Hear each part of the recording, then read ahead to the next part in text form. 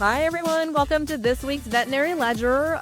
We're excited to we got a whole team here back on track. Dr. Brian Dickinson from Animal Medical Professionals. We're excited to have you here from Ottawa, Tennessee, right? That's right. Yay. Okay. We're just going to jump right in because I'm very excited do we want to talk about the French horn or do we want to talk about making mead? Wow. You've done some Dealer's deep choice. dives. You get to start. So I guess I owe my veterinary career to the French horn. That sounds like a story. My French horn playing gave me a full ride scholarship to my undergraduate degree, which, I got my BS in biology and got to see the world and have experiences playing in a group of other people and learned a lot of interpersonal skills. But the biggest thing is when I got to my interview to get into UTK for vet school, one of the panelists was sick and they pulled in the chemistry professor from the main campus. And he happened to love classical music. And he saw on my application that I played the French horn. And we probably spent 90% of the interview time talking about me playing the French horn, traveling, to different countries throughout my collegiate career. I owe pretty much my livelihood to having played the French horn. And so I'm in 3 different professional and semi-professional organizations. Wow. I try to carve out time to keep my lip. I don't do it for money. I do it because I owe it. I kind of owe, like I said, my whole career to that hobby. I love it. That is a great story. And it ties in. I thought it was just going to be a random ass, but you totally tied it in. I love that. My mead making, that's been my latest obsession over the last couple of years, where I'm really, obviously, as a veterinarian, being very science minded.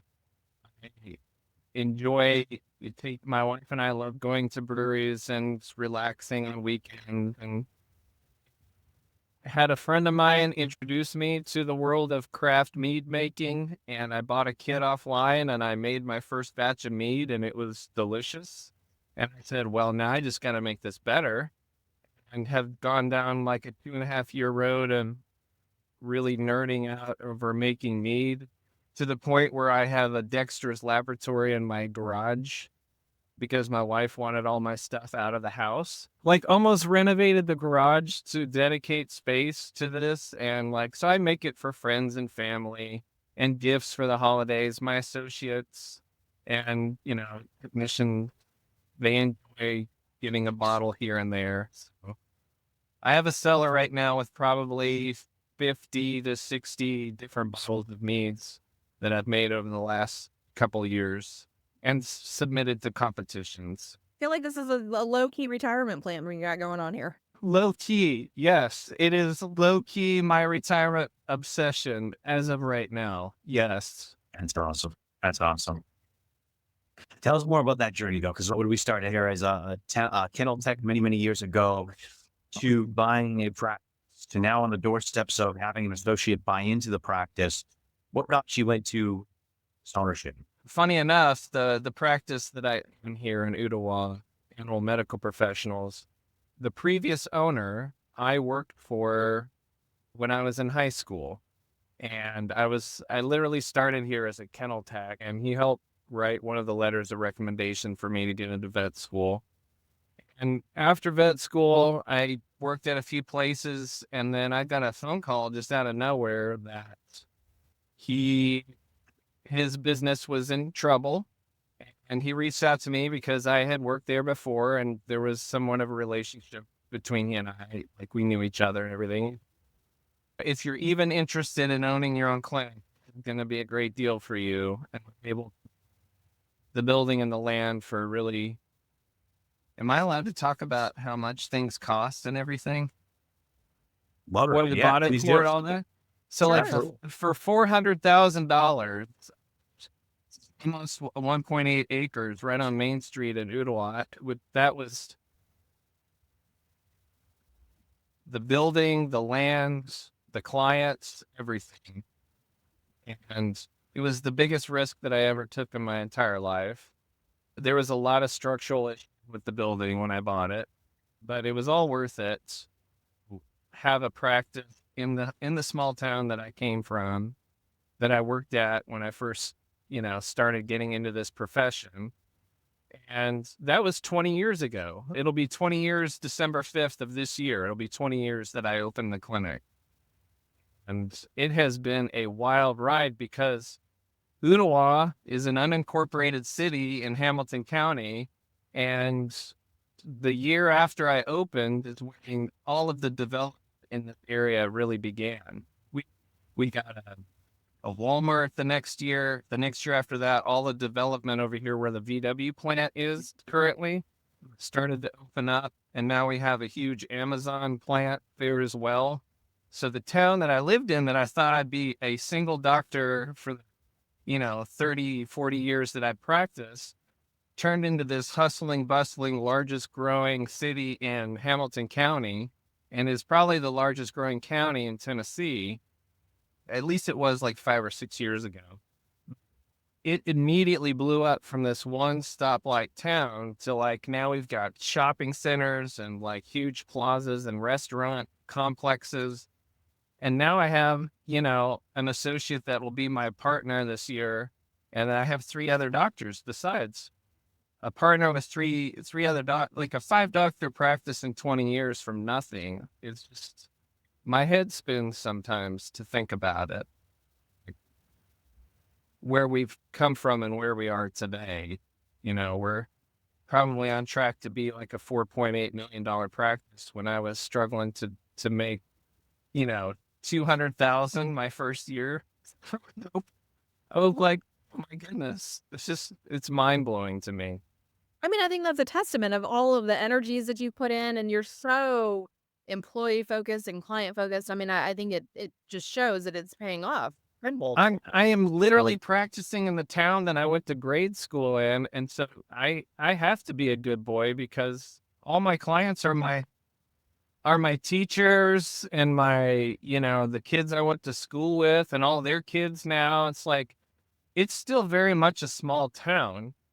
And so a lot of my struggles have been, how do I maintain that small town, small animal clinic feel when you're a 5-doctor practice in a hugely growing city and county? I don't want to lose track of where I came from. I don't want to be a corporate-like clinic. I will be upfront and say I'm very much anti-corporate clinic. I'm very much I think the future of veterinary medicine still rests with small privately owned practices and keeping it privately owned to give people that investment to continue to want to do really well for their community. Because like I said, I can't go to Walmart without running into at least 5 or 10 people here that I went to school with, or like my kids went to school with. And like, I know these people.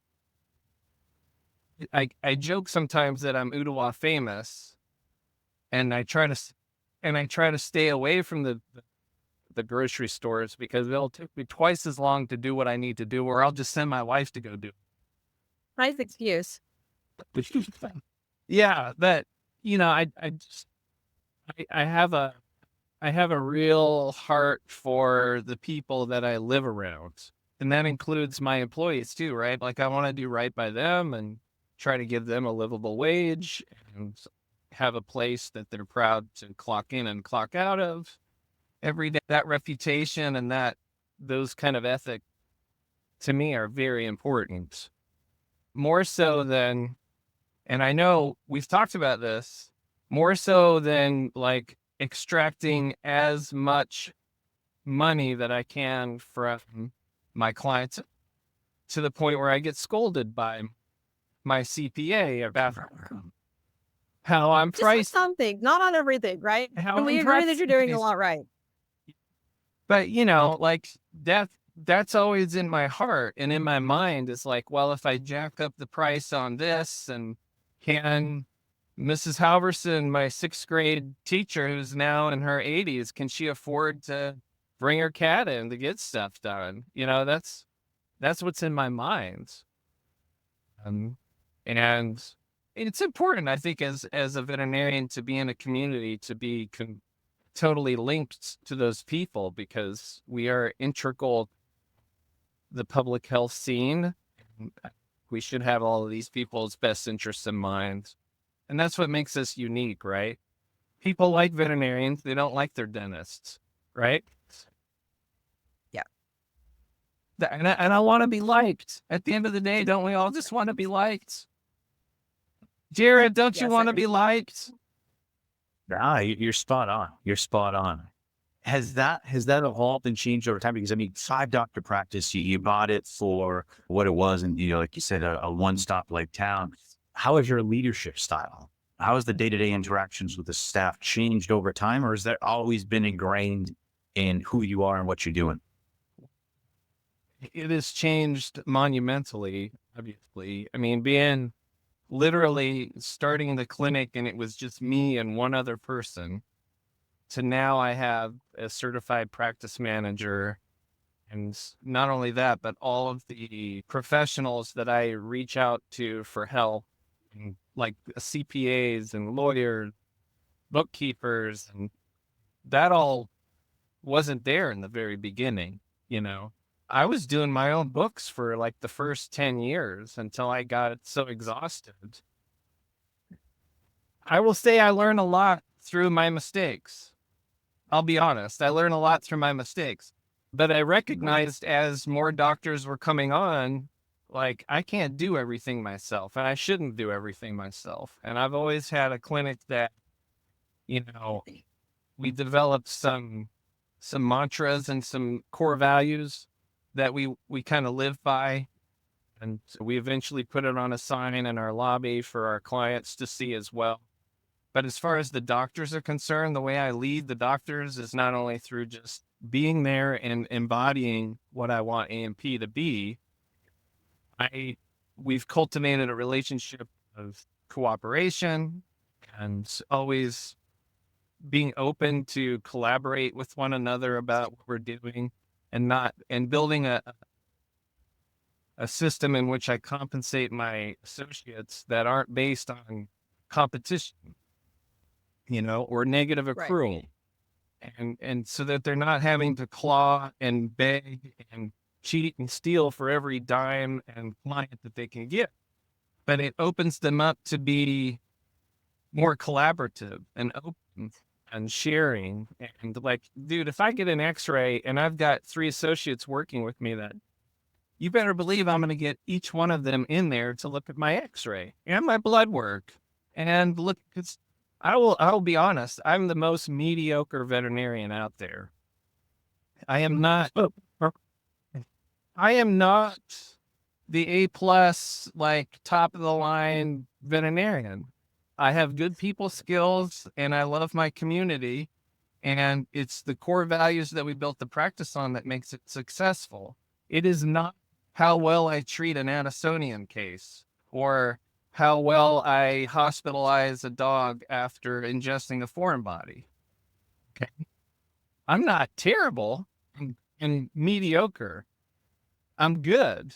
Okay. But that's not what makes A&P. Okay? When I say A&P, animal medical professional, it is the culture of the clinic. And so for my staff, it used to be very autocratic because I was the only one around. And now I've got like I said, I saw the need that I can't do all of that. And I had an employee that worked for me that worked up from the kennels. Every clinic's had one of these employees before. They worked in the kennel, worked up into a reception area, and then maybe they started getting pulled into the back of the house and like, oh, you're a good technician too. Let me keep training you. And then it's like, I need somebody who can do some HR work and like do some ordering and whatever. And like, okay, you fit that. And then I said, well, how do you feel if I compensated you to get licensed to be a certified practice manager? and then invested in that individual and invested in them to continue to work. So I really do think it's my leadership style is just knowing how and when to pivot and adapt, and then getting the right people in the places to do those things better than I can. I think that's hard as an owner. There's so many times that like you just hold all the cards, right? And you're not willing Man, or able to give up any of them. because it was so much easier when I could just say, we're going to do it this way. And then it was just me and like 4 or 5 technicians, right? Like, oh, that's super easy. Now, and the bigger things get, you really have to just allow people to kind of do things their way and shape. And it's like turning a tanker in the ocean, right? When you're a $4.5 million practice, it's not a nimble little boat in the water that can turn and pivot on a dime. It takes a lot of time to turn the course of a ship that's doing, and that's hard for me. That's hard for me. I want to turn the boat like, I want to go in it, and I'm like, okay. Right. And they're always telling me, Dr. D, you got to slow down. Just let it happen. Take some time, relax. And I'm like, I joke around and I tell the staff I'm entering my grandpa phase of practice. I'm allowing the younger people to do the things they know how to do really well, support them, and I throw resources at them, and I give them everything they need. And just like a grandpa, right? I'm not going to let you fail. I'm going to invest in you, and I'll be here for big decisions, and I'll be here to help steer the boat a little bit. But honestly, that's about all I can do. Well, you're lucky. Emily is a gem. All right. She better not listen to this podcast. She's definitely one of my favorites. She calls me all the time and she's like, it's me again. And I'm like, hey. I keep telling her, I'm like, we shouldn't have to reinvent the wheel. Somebody's probably already thought or done this before. Call Megan. She'll know what to do. We don't have to make it up. She's probably already made it up. So Good or bad, yes or no? Yeah. my leadership style is just knowing when not to get in people's way and supporting people that can do things way better than I can. I mean, I was going to say, you're so crystal clear and definitive in that direction and in that value system. Again, you're bringing on the associate buying into the practice. Was there concerns of alignment? Like you hear the stories of the partnership and introducing a partner into practice. Some go good, some go bad, but like what values did you look for in that individual to make sure that you now have 2 people in ownership with the same, running in the same direction? I mean, you can't talk about being a partner with somebody unless you really understand relationships. Does that make sense?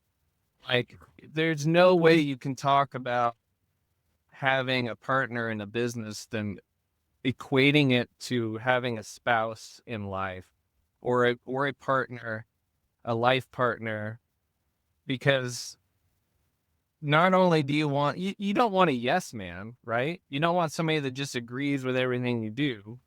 You want somebody who has different perspective, but you know how to communicate implicitly. Like you can disagree about things, but you can always communicate in a positive way. And you can always, at the end, resolve any kind of conflict, any kind of issue by working together. And she compliments me in that not only is she a female and has those perspectives, but she's also extremely calm and rational. She's a deep thinker. She's very specifics and detail oriented person. Whereas I told you, can make very quick decisions and I could turn that ship really quick. And she's the kind of person that just helps you stop and think about things, and maybe take a few minutes, and maybe see a different perspective. As a partner, like in a marriage, you want somebody that complements your weaknesses, and you want somebody that is aligned with your core values. And we very much align on our core values. And we both have a very similar vision of where we want AMP to go. I've told her, I said, I've stewarded this practice for 20 years to get to this point. I've fixed every hole in the roof. I've paid off every mortgage, and I've paid off all the bills. There's no debt in this practice. It's pretty much a renovated, upgraded space. I've brought on people that are with us. I've grown it to this point. I've gone through all the growing pains, and now you're coming along in this race, and I'm handing this baton to you. And it is your job to see the vision for the next 20 years. And again, as Grandpa D, I'm going to support you, and I'm going to encourage you, and I'll be there to answer the big questions and not let you fail. It's just the way we communicate and the way we jive together. She's somebody that I trust implicitly. He's never let me down. Always just supported the vision of AMP and the clients and the pets first for her. Did she start the conversation or did you? I knew that she was, when she came on, it was not her first clinic that she worked at. I knew those are the kind of associates that I like. First of all, we all know that your first clinic usually doesn't stick wherever you work. You're usually going to find, and then go to your second clinic, and then you have a higher percentage of that one sticking, right? She came to me knowing that she someday wanted to potentially own her own clinic. So I knew that that was sort of a mission of hers. She didn't have kids when we started, and then she had 2 children while she worked for me. And, you know, she's been with me now for 7 years. Her kids are older, and it was kind of the right kind of time.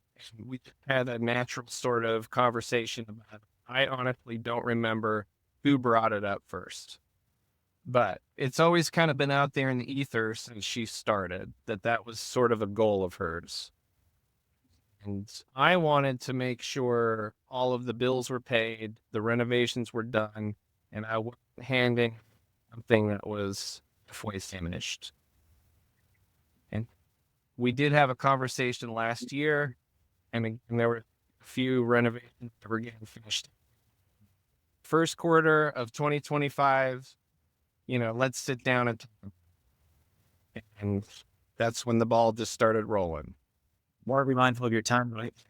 Can't have this one not be asked. I mean, we look, it speaks volumes to what you're saying, but I mean, you look at Google, 400 reviews, almost all perfect. Talk to us about client experience. What does that mean to you? How do you keep it so consistent to get that much support? 400 plus. It's crazy. I whip my staff daily. No. First of all, we respond to every review. I think that's important. I get more feedback from the 1, 2, 3, and 4 stars than I do the 5 stars. But again, the focus of animal medical professionals is on the client experience. I want to get the medicine right. When you look at, if you're talking about just an annual visit, right? A dog coming in for his annual vaccines and heartworm tests, the doctor is maybe 20% of the exposure to that client, that entire visit at AMP for that 40-minute experience that they're there. They're going to walk in, they're going to see receptionists, then they're going to see technicians, they're going to see tech assistants holding their. Then the doctor comes in, does their little thing, says, I'm going to go check all the tests. And then the technician comes in and said, everything was great. Let's get you back up front. I am not the star of that show. I'm this much of it. Hiring the right people with the soft skills is the most important thing. And then how do you keep those people happy when they walk into a room and their face is smiling when they walk in to talk to a client? You have to have the energy in your hospital, and you have to have a culture in your hospital that fosters safety and respect and collaboration amongst the clinicians and the receptionists. So it's not about the doctors. The hardest part of my job is trying to maintain this culture where the staff can thrive. And is it through training and having avenues for them to, continue their career and get more experience and have somewhere to go? Through just compensation? Do they just need more money? Through having experiences at AMP that keeps people all connected in a relationship kind of way? It's all of those things. And that's where the headaches come in. Because young kids bring a lot of drama, Megan. They bring a lot of drama. That's what Emily's for. You don't have to worry about it. I guarantee you're having conversations with other veterinary practice owners, and they don't know how to handle Gen Z and millennials. Oh, 100%. Yes. And that is the struggle, right? We're not all cookie cuttered out of the same mold, and you have to really want to get to know people. You have to want to get to know your staff and the kids that are working for you, that are giving your clients 80% of the face time. Well, meet them on their level. Yeah, you got to find that middle ground. I hope I answered your question, or did I get way off track? No, I think you've nailed all of them. If anything, I think we should have pushed this longer and feel like we have a couple more episodes, maybe even bringing on your associate and talk more. I have so many opinions, Jared. I have so many opinions. Well, Brian, I appreciate the time. Again, it's been exciting to just see from afar of all that you've accomplished and all that you're set to accomplish. So thank you for joining us and for the episode, and looking forward to talking soon. I want to leave on one thing. Please. You guys as a firm, what you call yourselves a firm, CPA, the whole thing, what you guys are doing is absolutely phenomenal. I have worked with other CPAs, and I will tell you, you guys care about this profession. You care about me as a practice owner. Chris I'm sure I've given him so many headaches working with me, because I'm a big dummy when it comes to the numbers and what I should do for this and that. And he has to spell it out like I'm a kindergartner, which is fine. You guys are doing amazing things. And I would not be where I am today without your help. I want to say thank you. I appreciate that a lot. Appreciate that a lot. Good work. Pleasure. Appreciate it.